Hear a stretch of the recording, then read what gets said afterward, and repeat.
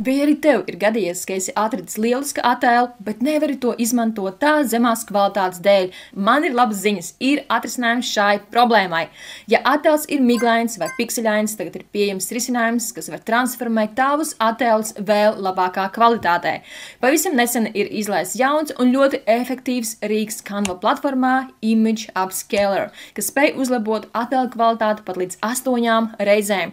Un pēdējā mēneša laikā es pati daudz izmantoju šo rīku, un tas tagad ir viens no super palīgiem vizuālo materiālu izveidē. Un kur šo rīku atrast Canvā un kā to izmantot, skaties tālāk.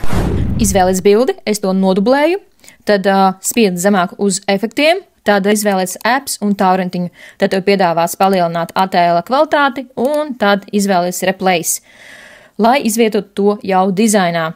Un tagad, ja palielina bildi, tu redzēsi, kāda ir atšķirība. Un šis rīks tiešām uzlabo attēla kvalitāti. Un otrs variants. Es pievienoju logo, nodublēju, lai var redzēt atšķirību. Tad es eju lejāk uz rīku joslu efekti. Tad pa labi izvēlos apps un Image Upscaler. Un atkal man piedāvā palielināt līdz 8 reizēm.